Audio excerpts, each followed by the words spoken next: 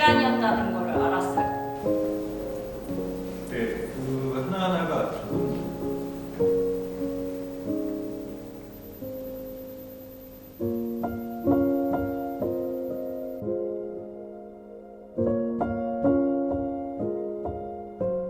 하나님 혼자하지 않게 해주셔서 참 감사합니다. 이렇게 말하고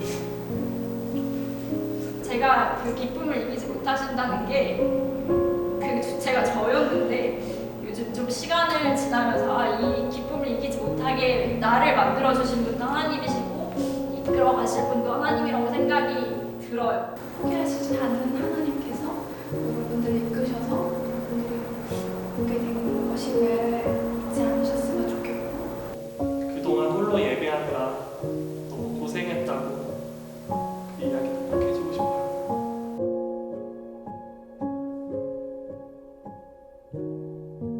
크로스가 이렇게 하셨는데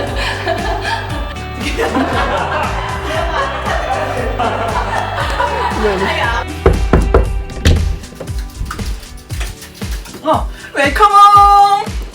웰컴! 웰컴홈! 웰컴홈! 웰컴 CH 플러스 여러분 모두 환영합니다. 보고 싶었어요. 안녕하세요. 웰컴홈! 오늘 그 어떤 때보다도 하나님의 사랑 안에 듬뿍 거하는 따뜻한 예배가 되시기를 진심으로 소망합니다. 사랑하고 축복합니다. 많이 보고 싶었어요. 안녕!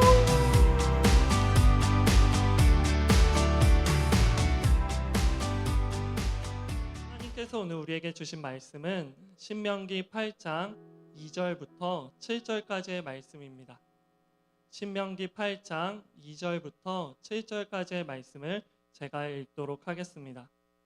너희 하나님 여호와께서 40년 동안 광야에서 너희를 어떻게 이끄셨는지, 어떻게 너희를 낮추시고 너희를 시험해 너희 마음에 무엇이 있는지, 너희가 그분의 명령을 지키고 있는지 아닌지 알려고 하셨음을 기억하라. 그분이 너희를 낮추시고 배고프게 하셔서 너희나 너희 조상들이 전혀 알지 못했던 만나로 먹이신 것은 너희로 겸손하게 해 사람이 빵으로만 사는 것이 아니라 여호와의 입에서 나오는 모든 말씀으로 사는 것임을 가르쳐 주시려는 것이었다. 그 40년 동안 너희 옷은 헤어지지 않았고 너희 발은 부르트지도 않았다. 그러니 너희 마음에 사람이 자기 아들을 훈련하듯 너희 하나님 여호와께서 너희를 훈련하시는 것을 알라. 너희 하나님 여호와의 길을 걷고 그분을 경외하며 그분의 명령을 지키라. 너희 하나님 여호와가 너희를 좋은 땅 시냇물과 샘물이 있고 골짜기와 언덕에 냇물이 흐르는 땅에 들여보내실 것이다. CH 플러스 예배는요 매 주일 저녁 5시 반에 해화역 한성 아트센터 2층에서 예배합니다. 예배를 예매하시면 이곳에서 예배하실 수 있고요. 또 아직 유튜브에서 예배하기 원하시는 분들은 그 대학 청년부 채널을 통해서 예배하시면 좋겠습니다. 코로나 사태를 지나면서요 저는 스스로에게 또는 동료 목회자들에게 같은 질문을 던지곤 했습니다. 대체 언제 이 코로나가 종식될까? 여러분은 그런 질문을 던져보지 않았습니까? 언제쯤 우리가 마스크를 쓰지 않고도 돌아다닐 수 있는 때가 올까? 언제쯤 우리가 마음껏 예배해도 사람들이 우리를 불안하게 생각하지 않는 때가 올까? 제가 답을 찾기 위해서 뉴스를 찾아보니까요 미국의 트럼프 대통령이 코로나 백신이 3-4개월 안에 준비될 것이라고 말하는 인터뷰를 보고 마음 가운데 굉장히 위로를 얻었습니다. 그런데 그 위로가 금세 깨어지고 말았습니다. 같은 나라인 미국 국립보건원사나 전염병 연구소를 책임지는 앤서니 파우치 소장이요 대통령의 판단은 약간 착각이 있다고 백신이 개발되기 위해서는 최소한 1년에서 1년 반은 걸리게 될 것이다 라고 이야기를 했습니다. 제 마음을 더 무너뜨린 것은 교수들의 이어지는 의견이었습니다.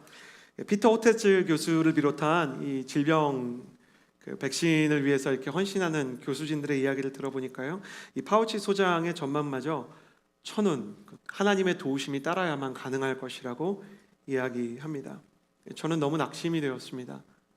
왜 이렇게 코로나가 더디게 지나갈까? 제가 군대에 있을 때 신종플루가 이렇게 온 세계를 휩쓸었었거든요. 그때도 팬데믹이 선언이 되었었어요. WHO에 의해서. 근데 우리가 신종플루 사태를 지금처럼 심각하게 여기지 않았던 것은 타미플루라는 백신이 빨리 개발되었기 때문이죠. 근데 이번에는 백신이 늦게 개발된다는 소식을 들으니까요. 언제쯤 이것이 지나가게 될까? 왜 이 모든 어려움들이 빨리 통과되지 않는 것일까? 마음 가운데 고민이 많이 되더라고요.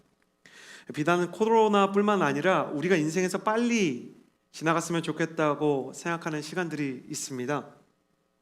우리가 제발 빨리 지나가기 원하는 시간을요, 비유적으로 광야라고 부릅니다. 경기 중에 부상을 입고 그라운드로 복귀할 날을 기다리는 선수에게는 치료의 시간을 경험하는 것이 광야의 시간처럼 느껴집니다. 제가 직접 경험해 보니까요, 전역할 날만 기다리는 대한민국 병사들에게는요, 군 복무 기간 그 자체가 광야가 됩니다.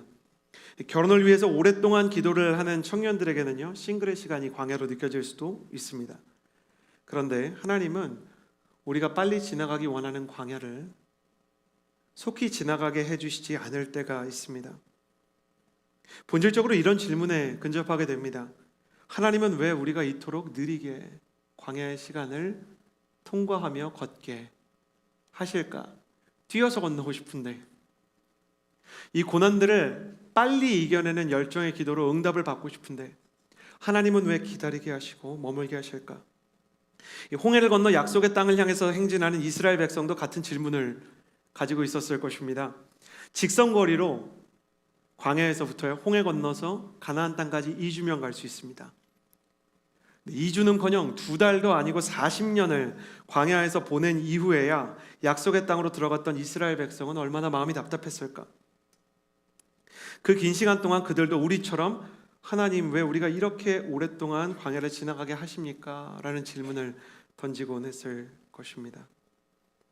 하나님은 그들 마음속에 이런 질문이 있다는 것을 알고 계셨던 것 같습니다.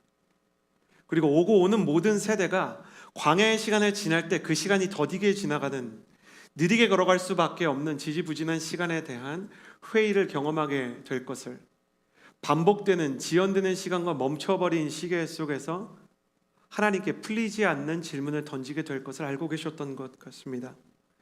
그래서 주님께서는 오늘 말씀을 통해 느리게 걷게 되는 이 광야의 시간을 향한 하나님의 마음을 말씀해 주시는 것입니다. 오늘 본문 2절의 말씀을 통해 느리게 걷게 하시는 이유를 살펴보기 원합니다. 함께 오늘 본문 2절을 함께 읽겠습니다. 시작. 너희 하나님 여호와께서 40년 동안 광야에서 너희를 어떻게 이끄셨는지, 너희가 너희를 낮추시고 너희가 그분의 명령을 지키고 있는지 아닌지를 알려고 하셨음을 기억하라. 광야의 시간을 느리게 통과하게 하시는 이유, 하나님께서 고난의 시간을 천천히 통과하게 하시는 이유, 성경은 이렇게 대답하고 있습니다. 광야를 통해 너희 마음에 무엇이 있는지, 그리고 그분의 명령을 지키려고 하는지 그렇지 않은지를 하나님께서 알고 싶어 하셨다. 이 말씀을 가만히 살펴보면 이런 뜻이 있는 것 같아요. 광야를 지나가면 그 광야에서는 우리의 마음의 숨은 부분들이 드러나게 된다. 광야를 지나는 동안에는 우리가 아무리 꼭꼭 우리의 힘과 우리의 나이쌈과 젠틀함과 매너를 가지고 우리의 본능과 수준을 숨기려고 해도 그 모든 것이 다 폭로되게 되어 있다. 하나님은 알고 계셨어요. 고통의 시간을 거치면, 시험의 시간을 거치면 그 사람이 어떤 존재인지가 드러나게 될 것을요. 마치 시험 기간에 학생들이 시험을 보게 되면 교수님이 그냥 학생을 볼 땐 저 친구가 진짜 공부를 하고 있는 건지 내 말을 이해하고 있는 건지 알 수 없지만 페이퍼를 통해서 그 아이의 그 시험지를 받아보면 이 아이가 실제로 공부를 얼마큼 했는지를 알 수 있는 것처럼요. 하나님의 의도대로 광야 그 결핍의 황부지에서요, 이스라엘의 수준이 드러나기 시작했습니다. 먹을 것이 없고 마실 것이 없으면 백성은 하나님을 원망하기 시작했습니다. 놀랍게도 그들은 일전에 들어본 적도 없고 본 적은 더더욱 없는 홍해라는 바다가 갈라져서 좌우에 벽이 되는 것을 실제로 눈으로 보고 그 바다 사이를 걸어갔던 사람들이었습니다. 그런데 홍해를 지나서요, 며칠이 되지 않아서 물이 다 떨어지자, 물이 없었던 것도 아니고요, 물이 시원하고 단물이 없었던 거예요. 우리가 마시는 그 시원하고 깨끗한 물이 없고, 마실 수는 있는데 왜 물 맛이 이렇게 비리고 힘든 물, 소위 쓴물이라고 얘기하는 것밖에 없었던 거예요. 사람들이 아예 물이 없으니까 당연히 불평을 하지 이렇게 생각하지만 맛이 이상한 물은 있었던 거예요. 그러니까 물맛이 이상해서 뭐라고 얘기하냐면, 모세가 우리를 여기서 죽이려 한다 그랬고 하나님의 본심을 의심하기 시작했습니다. 감당할 수 없는 적들을 만나거나 전염병들이 찾아오면 그들의 바닥이 또다시 드러나기 시작했습니다. 그다음 하나님이 없는 것처럼 이야기했고, 과거에 하나님께서 베풀어 주셨던 은혜를 다 잊어버리고 이방 민족과 똑같은 반응을 보이고 똑같은 우상을 섬기기 시작했던 것입니다.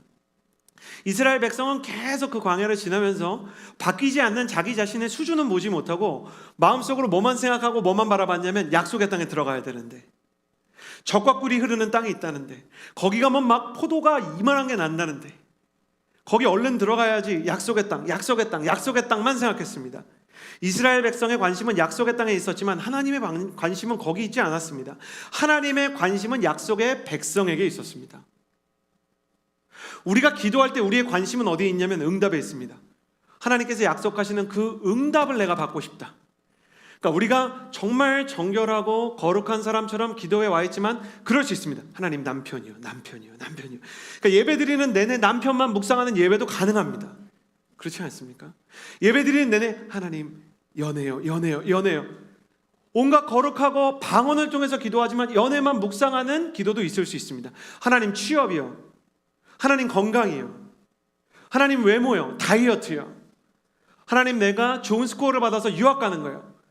우리의 관심은 약속의 땅에만 가 있습니다. 하나님의 관심은 어디 있느냐? 나한테 있어요.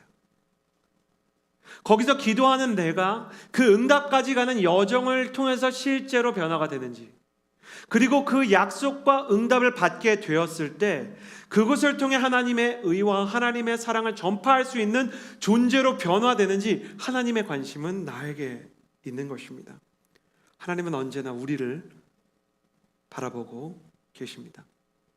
그들은 약속의 땅만 바라봤기 때문에 광야는 빨리 지나가야 되는 곳으로 생각했지만, 하나님은 그 광야에서 이스라엘 백성만 바라보고 계셨기 때문에 광야를 통해 이스라엘 백성이 준비가 되고 변화될 때까지 그들이 광야에서 머물며 다듬어지게 하셨습니다. 그러니까 사랑하는 청년 여러분, 광야를 빨리 지나가고 싶으면 그 광야라는 시험을 우리에게 주신 출제자의 의도를 파악해야 됩니다. 하나님께서 내게 응답을 주시겠지만 하나님께서 내게 원하시는 것이 무엇인지, 그 응답을 통해서 가는 그 길 동안 내가 무엇을 준비해야 되는지에 대해 같이 구해야 하는 것입니다.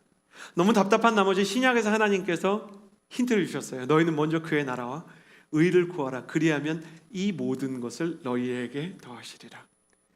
결혼, 연애, 진로, 그리고 코로나의 종식마저도 이 모든 것에 속하게 됩니다. 그리고 그의 나라와 그의 의란 우리가 이 시간을 거치면서 변화되어야 하는 존재에 대한 것입니다. 하나님의 목적은 우리가 광야를 빠르게 지나가는 것이 아니라 우리가 광야를 제대로 바르게 지나가는 것입니다. 그래서 사랑하는 청년 여러분, 축복합니다. 이 광야의 시간을 지나고요, 이 코로나의 어려움을 지나는 동안 하나님께서 우리 성도 한 사람 한 사람에게 원하는 것이 무엇인지를 깨닫고 하나님이 원하시는 그 사람이 되어가는 여러분이 되시기를 주님의 이름으로 축복하셨습니다. 주님의 이름으로 축복합니다. 죄송합니다. 제가 여러분을 너무 오랜만에 뵈가지고요, 굉장히 오랜만에 떨리고 있습니다. 하나님께서요, 원망과 불평이 바뀌지 않는 모든 백성을 광야를 지나가게 못하게 하셨지만 영 손해본 건 아니셨어요. 하나님이 모세를 광야의 인도자로 하나님을 대신할 사람으로 세우셨고요, 그리고 그 광야를 통해 아무것도 모르던 두 사람을 선택하셨어요. 그 여호수아와 갈렙이었어요. 여러분 기억하십시오. 60만 3,550명이었습니다. 60만 3,550명. 이게 광야를 지나간 20세 이상의 남자의 숫자입니다. 그 60만 3,550명 중에 2명만 약속의 땅에 들어갔습니다. 하나님께서 원하시는 존재로 변화되는 창조적인 소수만 남았던 것입니다. 그러나 놀라운 것은 무엇이냐면 그 2명을 통해서 하나님 하고 싶은 일을 다 하셨어요. 여러분, 성경은요 반복되는 역사를 담고 있고요, 우리가 지금 상식적으로 생각하고 이성으로 생각하고 경험으로 생각해 보고요, 뉴스를 보고 사람들의 커먼센스로, 사람들이 그냥 공유하는 생각을 가지고는 말도 안 되는 얘기 같은데요, 하나님은 어쩌면 이렇게 얘기하시는 걸지 몰라요. 대한민국에서 코로나를 지나는 크리스천 중에 2명만 정신 차리면 그 다음 시대의 영적인 부흥이 임할 수 있다, 주님 말씀하고 계시는 거예요. 하나님이 그 사람을 찾고 계세요. 여러분의 관심은 혹시 저와 같이 세상과 똑같은 관심은 아니었습니까? 언제 코로나 끝나는 거야? 벚꽃놀이가 되는데 언제 내가 밖에서 마스크 벗고 셀카 찍어도 눈치 안 보이는 거야? 아니, 언제 내가 친구들이랑 만나? 순모임 언제 오프라인으로 하냐고? MT 언제 가냐고? 여행 언제 가? 언제 내가 여행 가서 인스타그램에 올려도 사람들이 나한테 정신이 있는 거냐? 이런 리플을 안 달아. 세상의 관심과 우리의 관심이 똑같은 거 아니었습니까? 뉴스 보면서 그들이 할 생각, 그들이 고민하는 것, 그들이 걱정하는 것과 똑같은 것을 가지고 있었던 우리에게 하나님은 예배를 통해서 그 관심을 하나님이 가진 관심으로 바꾸기를 원하시는 거예요. 나는 이 예배를 통해서 하나님이 관심을 갖고 있는 우리에 대한, 우리 크리스천이 어떻게 살아가야 하는지에 대한 하나님의 뜻과 의도를 한 사람 한 사람이 깨달을 수 있게 되는 예배가 되기를 주님의 이름으로 축복합니다. 그 응답의 땅에, 그 약속의 땅에 갈 때까지 우리가 어떻게 변화되어야 하고, 또 우리가 무엇을 알아야 하는지 그 하나님의 음성을 듣는 광야의 기간이 되기를 주님의 이름으로 축복합니다. 그 말씀을 듣는다면, 그 음성을 듣는다면, 그 음성이 지시하는 곳까지 우리의 존재가 변화를 이룰 수 있다면, 우리는 전 세계가 거닐고 있는 이 광야를 지난 이후에 그들과 완전히 다른 삶을 살 뿐만 아니라 하나님의 놀라운 일과 하나님의 의를, 하나님의 계획이 무엇인지를 보여줄 수 있는 사람이 될 것입니다. 바꿔 말하면 이 광야를 통해서 진짜 비전의 사람과 그렇지 않은 사람이 나눠지게 될 것입니다. 그렇게도 구했던 이 비전의 입구에, 우리가 그렇게도 찾았던 하나님께서 내 인생을 어디로 인도하시려고 하시는가에 대한 그 질문의 첫 번째 응답으로 하나님께서는 우리 세대가 모두 광야를 지나게 하고 계시는 중입니다. 이 광야에서 우리는 우리 자신을 믿을 수 없을 뿐만 아니라 믿어서도 안 될 것입니다. 세상의 소리를 무시해서도 안 되지만 세상이 이야기하는 대로 우리의 마음을 전부 다 맡겨서도 안 될 것입니다. 그렇지만 우리의 힘과 소망이 되는 것은 무엇인가? 세상과 똑같은 생각을 하고 이스라엘 백성처럼 애굽 사람과도 아모리 사람과도 온갖 이방 사람들과도 비교해 보았을 때 도덕적으로나 윤리적으로나 영적으로 나을 것이 하나도 없는, 믿을 것이 하나도 없는 그들 가운데 하나님이 계셨기 때문에 그들이 하나님의 역사를 이뤘다는 것. 그래서 우리가 우리를 볼 땐 뭘 할 수 있지? 이 시대의 교회가 과연 뭘 다시 찾을 수 있지? 정말 세상의 빛과 소금이 될 수 있을까? 무언가 새로운 일을 일으킬 수 있을까? 내가 세상을, 이 코로나를 돌파하는 시간을 통해서 정말 하나님의 뜻을 이룰 수 있을까에 대해서 수없이 많은 질문이 들지만 그 질문하고 연약하고 흔들리는 우리와 하나님이 함께 계시다고 말씀하고 계십니다. 그러므로 우리는 함께 계시는 주님을 통해서 그분이 우리를 원하시는 수준까지 빚어가기 원하신다는 사실을 믿게 되기를 주님의 이름으로 축복합니다. 나는 흔들릴 수 있어요. 무슨 말인지 모르겠어요. 어디까지 가고 있는지, 이 광야를 어떻게 통과해야 되는지 전혀 알지 못해요. 그렇지만 하나님은 다 계획이 있으신 거예요. 오프라인 예배가 다시 재개되는 이 시점에요, 성도들이 예배당에 차츰차츰 찾아와 다시 하나님 앞에 예배드리게 될 때 한 걸음 한 걸음씩, 한 커플 한 커플씩 다시 하나님의 뜻을 당신에게 드러내실 그 주님을 기대하고 그 주님을 찬양합니다. 그러면 그 주님께서 어떻게 우리가 이 길을 찾을 수 있는지 그 방법을 얘기하고 계시는가? 얘기하고 계십니다. 신명기 8장 2절에서 3절 말씀을 같이 한번 읽어보았으면 좋겠습니다. 함께 하나님의 말씀을 읽겠습니다. 시작. 너희 하나님 여호와께서 40년 동안 광야에서 너희를 어떻게 이끄셨는지, 어떻게 너희를 낮추시고 너희를 시험해 너희 마음에 무엇이 무엇이 있는지 너희가 그분의 명령을 지키고 있는지 아닌지를 알려고 하셨음을 기억하라. 그분이 너희를 낮추시고 배고프게 하셔서 너희가 너희 조상들이 전혀 알지 못했던 만나로 먹이신 것은 너희로 겸손하게 사람이 빵으로만 사는 것이 아니라 여호와의 입에서 나오는 모든 말씀으로 사는 것임을 가르쳐 주려고. 아멘. 2절 말씀에 보면 너희 하나님 여호와께서 너희를 어떻게 이끄셨는지 어떻게 너희를 낮추셨는지를 기억하라, 이렇게 기록하고 있습니다. 제가 기침을 하니까 여러분 두려워하시는데 물 먹다가 사례가 걸렸습니다. 두려워하지 마세요. 이제 노인이 되어서요, 이 신명기의 말씀은 광야를 다 통과한 모세가요, 이제 광야를 넘어 약속의 땅에 가서 그 땅을 여호수아와 함께 차지해야 하는 이스라엘이 전쟁도 치러야 하고 하나님의 백성으로 서야 하는데, 그것을 위해서 제일 처음 해야 되는 일, 하나님이 정말 내게 원하는 것이 무엇일까, 그리고 어떻게 우리가 이 광야에서 하나님을 느끼고 하나님과 동행하는 사람이 되어 그 비전을 이룰 수 있을까에 대한 힌트를 이렇게 줍니다. 하나님을 기억하라고 얘기합니다. 모세가요, 출애굽한 이후 자신의 인생을 돌아보니까 하나님께서 매일매일 허락하셨던 불기둥과 구름기둥, 아침이 되면 온 지면에 놓여 있었던 만나가 생각이 나요. 그리고 그 답도 없고 길도 없고 마실 물도 제대로 변변치 않은 광야에서 하나님이 살게 해주신 것 자체가 기적이라는 거예요. 코로나 사태를 통해서 우리는 당연한 게 하나도 없다는 걸 배웠어요. 여러분 그렇지 않습니까? 우리가 사랑하는 사람을 만나고 싶다고 해서 언제나 만날 수 있는 것도 아니고요, 예배하고 싶을 때마다 우리가 예배당을 찾을 수 있는 것도 아니었어요. 또 가족들과 함께 여행을 가는 것도 쉽게 허락되는 것이 아니었어요.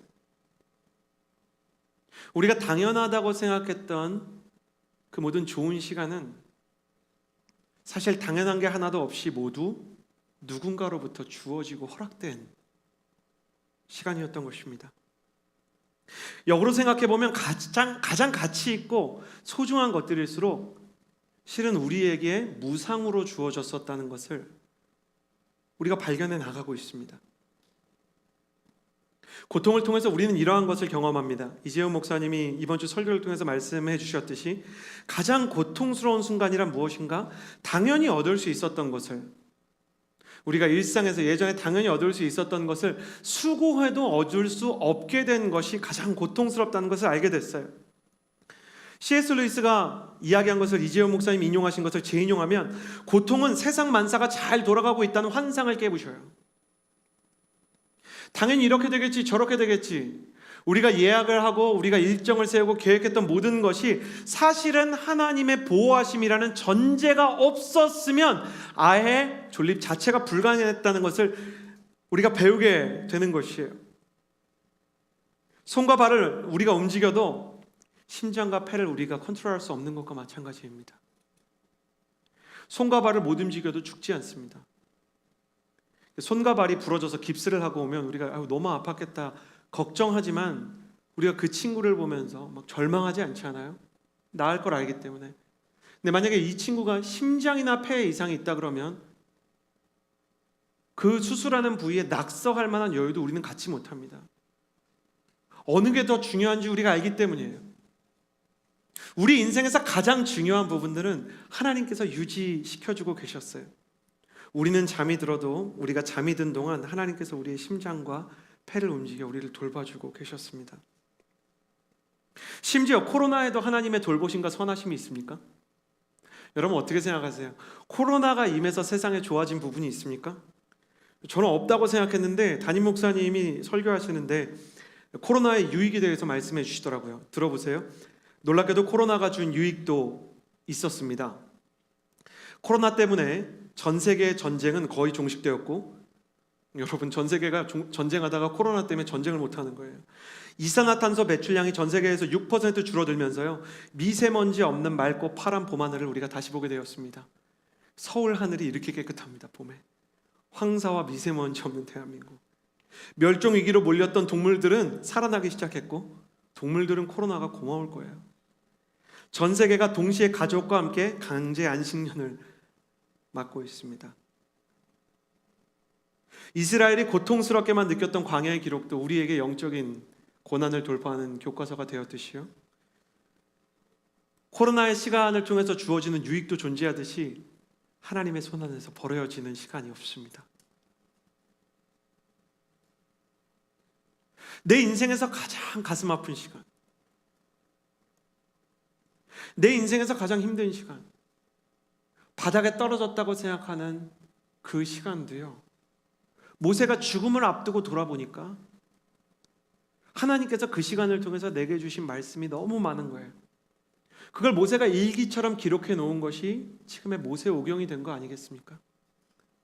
당신의 아픔마저, 당신이 하나님 나라 가기 전 그 피니시 라인을 앞뒀을 때 돌아보면 그 실패의 흔적마저 오고 오는 세대에게는 위로와 격려가 될 거예요. 최근 CH 플러스는 채널을 통해서 오답 노트라는 5분 메시지를 방영하고 있어요. 근데 그 메시지의 대부분은 교역자들이 힘들었던 시간을 이렇게 고백하는 거예요. 우리가 실패하고 우리가 어려웠던 시간. 근데 그 시간을 묵상하면서 돌아보니까 하나님이 실패를 통해서, 어려움을 통해서 가르쳐 주신 게 얼마나 많은지 몰라요. 광야를 통과하고 어려움을 통과하는 것 그 자체가 우리를 비참하게 하는 게 아니에요. 사랑하는 성도 여러분, 저를 보십시오. 그리고 하나님의 말씀에 귀를 기울이십시오. 광야를 통과하는 당신이 비참한 게 아니고요, 광야를 통과하는데도 영적인 소득을 남기지 못하는 게 비참한 거예요. 똑같이 광야를 통과하면서도 영적인 유산을 남기는 사람이 있고, 똑같이 광야를 통과하면서 원망과 불평함만 남기는 사람이 있어요. 인생의 어려움을 경험하면서 고생담만 늘어나는 사람이 있고, 인생의 고난을 돌파하고 난 뒤에는 간증을 통해서 사람들을 회복시키고 살리는 사람도 있더라. 똑같이 어려움을 돌파하는데 오고 오는 세대에게 주는 영향력이 영 딴판인 원망하는 이스라엘 백성과, 그리고 하나님의 임재를 기록한 모세처럼 영 다른 운명이 존재하게 되는 것입니다. 사랑하는 여러분, 저는 여러분이 이스라엘 백성의 원망의 길이 아니라 모세가 여러분에게 권하고 있는 이 영원한 말씀, 하나님의 은혜를 기억하는 영적인 회복이 일어나게 되기를 주님의 이름으로 축복합니다. 생각해 보십시오. 지금 이때까지, 지금까지 지나온 이 길 하나님께서 당신을 어떻게 인도하셨는지. 그런데 이 코로나 때문에, 당신의 지금이 어려움 때문에, 막혀있는 진로 때문에 하나님께서 당신을 버리시겠는지, 죽게 하시겠는지, 지금 당신의 심장과 폐를 이 시간에도 유지시켜 주시는 하나님께서 과연 나를 버리셨는지. 모세가 지금까지 지나온 그 모든 순간을 바라보며 하나님, 내가 놓쳤습니다 라는 것을 고백하라고 얘기하는 것입니다. 하나님의 손 안에서 버려지는 시간이 없으므로 사랑하는 성도 여러분, 절대로 감사를 잃어버리지 마십시오. 우리가 감사를 잃어버리는 것은 지금까지 나를 이끄시고 지금도 나를 이끄시며 인도하시는 하나님을 부정하는 것과 똑같습니다. 지금 나의 삶이 힘겹다고 해서 감사를 잃어버리고 감사를 팔아버리는 것은 농부가 힘들다고 파종해야 하는 씨앗을 볶아먹는 것과 똑같습니다. 감사는 예배의 본질이며, 그래서 시편 기자는 감사함으로 우리가 하나님의 나라의 문을 열고 예배와 지성소의 궁정으로 들어가게 된다고 시편 100편을 통해서 고백했던 것입니다. 그러므로 여기 오프라인에서 예배를 드리던 아니면 온라인에서 예배를 드리던 성령님께서 여러분의 마음 가운데 이 말씀을 듣고 기도하는 시간, 여러분의 마음 가운데 감사와 예배를 회복시켜 주시기를 주님의 이름으로 축복합니다. 하나님께서 우리의 마음 가운데 그 저력을 만들어 주시기를 원하는 거예요. 가족들이 모두 강제 안식년이 되니까요, 제 아들 연준이와 연이도 정말 어린이집을, 엄마가 이제 레슨을, 저희 아내가 해금을 하기 때문에 레슨을 하는 동안을 빼고는 거의 집에 있었어요. 여러분, 어린이집을 이렇게, 어린이집에 아이들 보내는 젊은 엄마들이 모이는 소위 이제 맘카페가 지역별로 다 있잖아요. 서울에도 있고 경기도에도 있고 뭐 다 있습니다. 시마다 다 있습니다. 거기 하남 맘카페에 누가 정말 인생의 진리를 남겨놓으셨더라고요. 선생님이 미치기 전에 어린이집이 방학을 하고, 방학이 시작되어 엄마가 미치기 전에 어린이집은 다시 개학을 한다. 근데 코로나 때문에 엄마들만 미치고 있다, 이런 글을 쓴 거예요. 아이들이 있는데요, 이 아이들이 너무너무 사랑스러운데 감사는 없어요. 그냥 아침에 일어나면 밥이 있는 건 줄 알아요. 그러니까 밥이라는 거는 그냥 어떤 그 자기에게 주어지는 권리고 그냥 당연히 있어야 되는 거예요. 그리고 제가 볼 때는 충분히 이렇게 영양을 생각해서 아내가 이렇게 밥을 줬는데, 우리 연희는 이제 거짓말을 못하는 성격이거든요. 솔직하게 말하더라고요. 맛없게 생겼다, 이렇게 얘기하는 거예요. 이스라엘 백성입니다. 근데 그 모습을 보는데요, 아이들 때문에 너무 속상한 거예요. 저는 아이들 때문에 제가 이렇게 화나는 일이 별로 없는데, 아이들이 엄마를 서운하게 할 때는 굉장히 마음이 이렇게 안 좋아요. 그럼 저도 이제 한 소리 하게 되는데, 하나님이 그런 마음을 주세요. 너도 어릴 때 저랬겠지, 그러시는 거예요. 여러분, 그렇지 않습니까? 우리가 부모님이 무슨 반찬 해주셨는지, 어떻게 우리 키우셨는지 기억 안 나고, 제가 자주 하는 얘기지만 샤워기로 때리고 경찰서에 데려간다고 윽박지르고 깜깜한 화장실에 잠깐 이렇게 넣어놨던 순간만 트라우마로 기억을 합니다. 트라우마가 뭔지 압니까? 인간의 죄성의 증거예요. 감사에 대한 기록은 다 지워지고, 상처에 대한 충격만 인간이 기억에 남는 거예요. 우리가 하나님에 대해서 내 인생은 상처만 있었고 아픔만 있었다고 얘기하고 있지 않습니까? 하나님, 그렇지 않아도 힘든데 코로나까지 생겨가지고 너무너무 힘듭니다. 지금도 일하시는 하나님을 인정하지 않는데 어떻게 우리가 하나님께서 이끄실 그 길을 볼 수 있겠습니까? 주님을 감사하고 기뻐하는 것이 영혼의 힘이 된다고 느헤미야가 선포했습니다. 그러므로 내 영혼의 감사가 부족하다면 내가 감사할 수 있게 내 눈을 열어주시고 내 마음을 열어달라고 기도해야 합니다. 특별히 모세는 이 말씀을 통해서 뭐라고 얘기하냐면, 너희가 이 광야에서 하나님의 인도하심을 기억하기 위해서 뭐라고 얘기하냐면, 너희가 사람이 떡으로만 사는 것이 아니라 하나님의 말씀으로 살았던 것을 기억하라 그래요. 이스라엘 백성이 떡이 떨어져도 죽지 않았어요. 물이 떨어져도 죽지 않았어요. 근데 하나님의 말씀이 떨어지면 죽었어요. 처음에는 그들이 노예 출신이라 노예 근성 때문에 떡 떨어지면 죽는 줄 알고 떡만 찾았어요. 물 떨어지면 죽는 줄 알고 물만 찾았어요.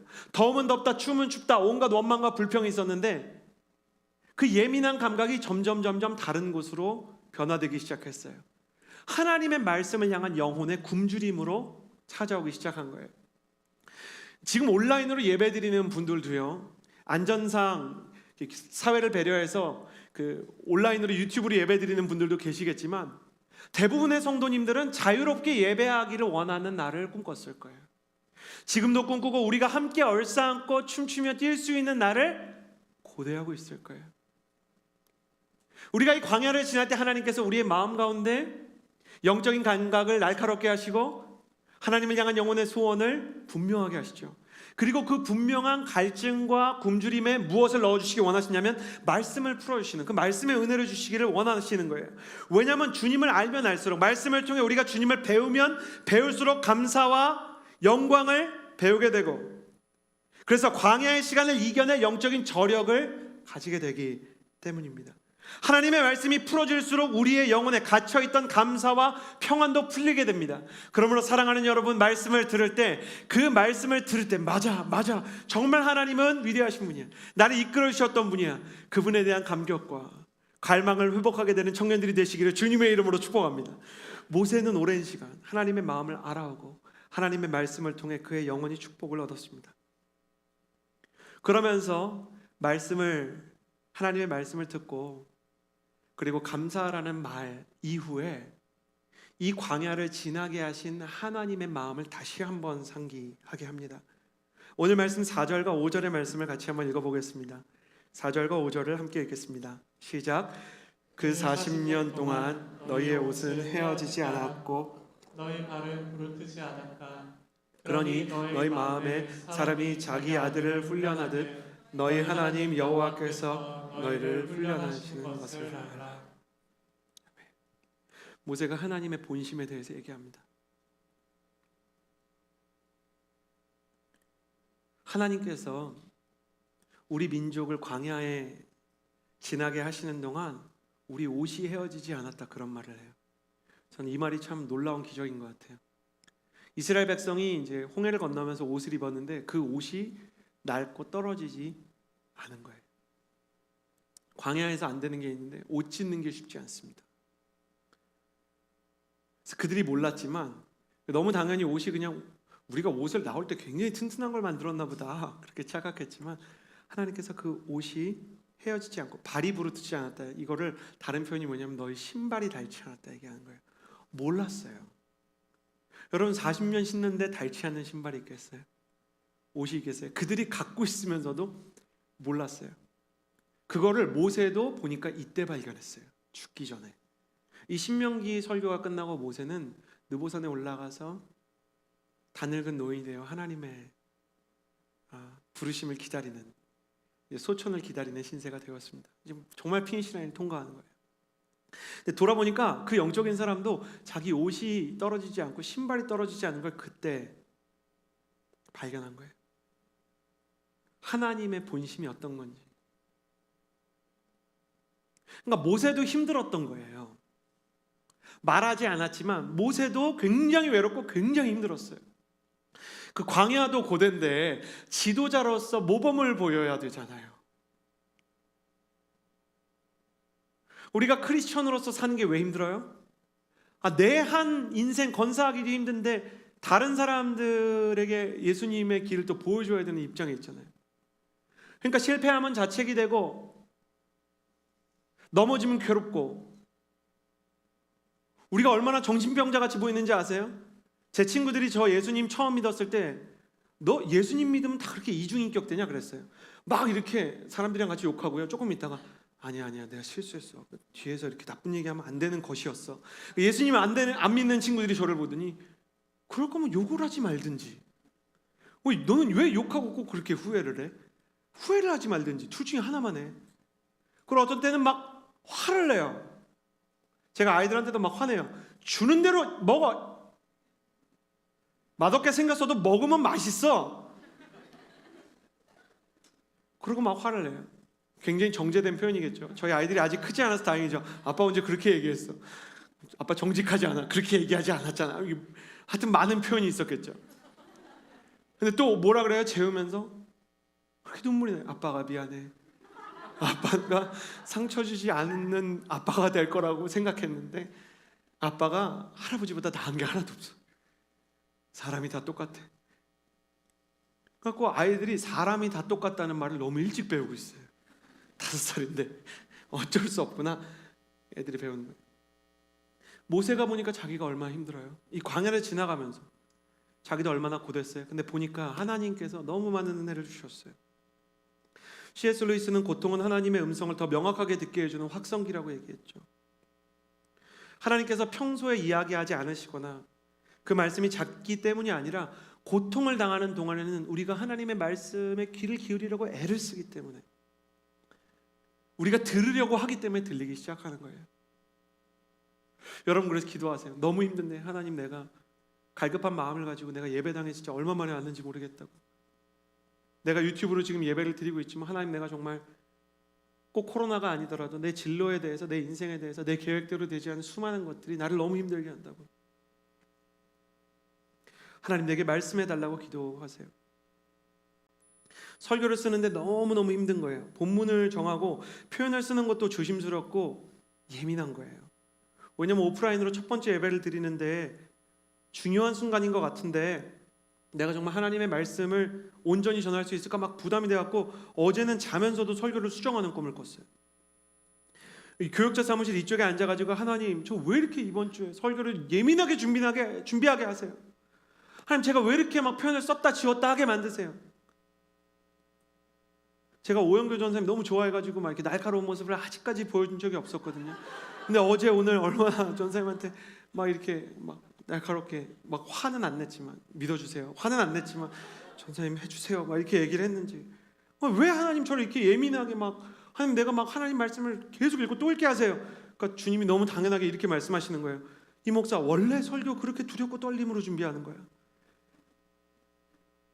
평소에는 어떻게 준비했길래 주님이 그런 마음을 주시는 거예요. 그래요, 알았어요.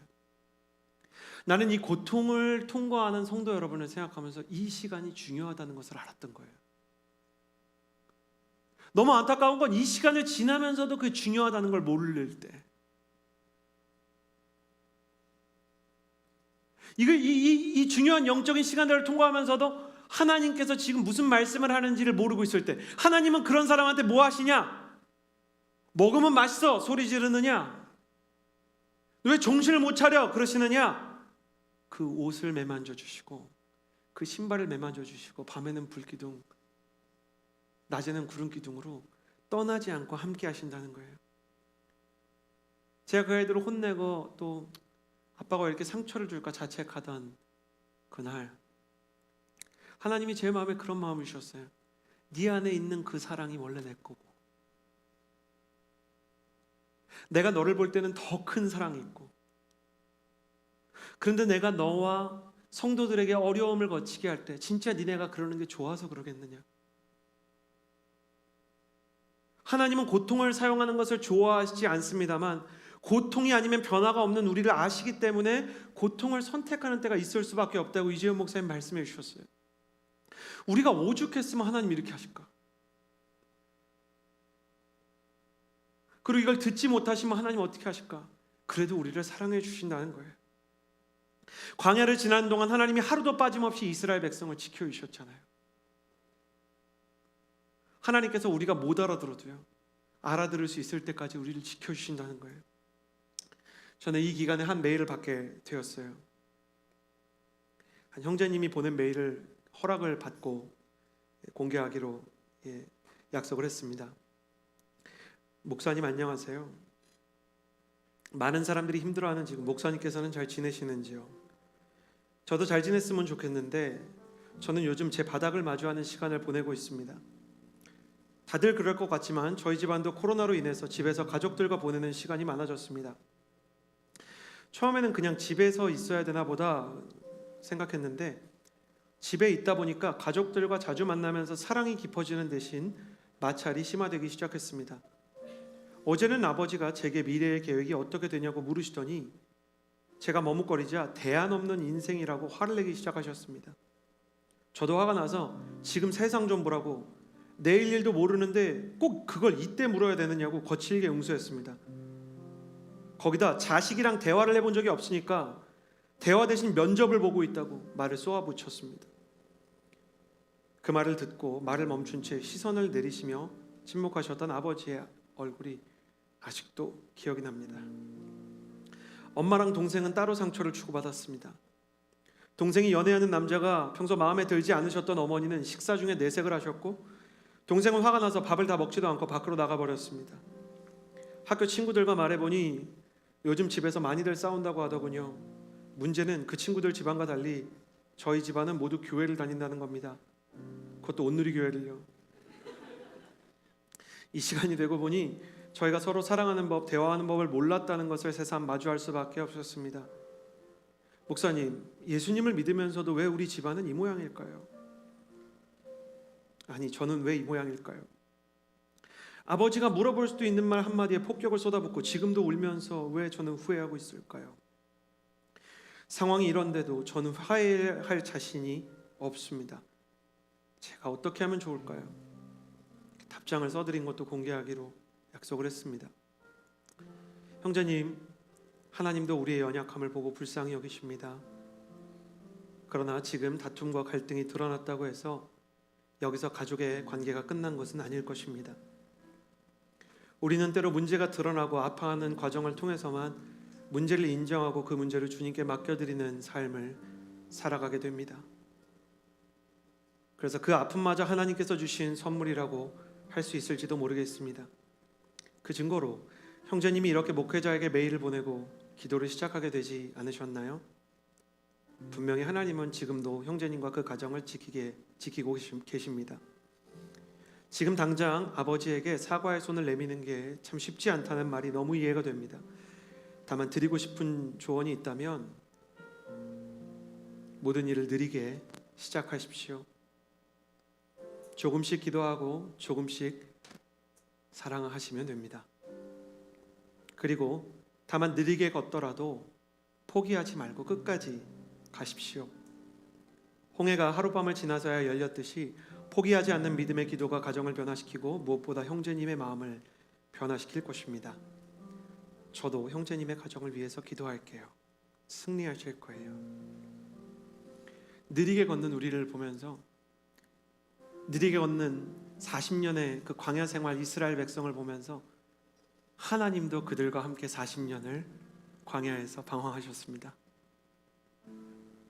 마음대로 되지 않는 자식을 보는 부모의 마음이 찢어지듯 잘못된 길로 자꾸만 가는 똑같은 실수를 반복하는 이스라엘 백성을 보면서 하나님도 아파하셨습니다. 그러나 하나님이 그 백성을 버리지 않고 끝내 하나님의 백성으로 완성시켜 주셨습니다. 여러분 가정에서 갈등을 경험하고 있습니까? 죄송합니다. 그 갈등 반복하게 될 수 있습니다. 여러분 영적인 실패와 침체를 반복하고 있습니까? 그 실패, 그 음란, 그 교만 또 경험하게 될 수 있습니다. 너무 변하고 싶지만 또 땅바닥에 떨어질 것입니다. 거짓말 안 하고 싶지만 거짓말하게 될 것입니다. 하나님만 의지하고 싶지만 또 두렵고 또 흔들릴 것입니다. 그러나 그때마다 다시 일어나서 느리게라도 끝까지 포기하지 않고 가면 됩니다.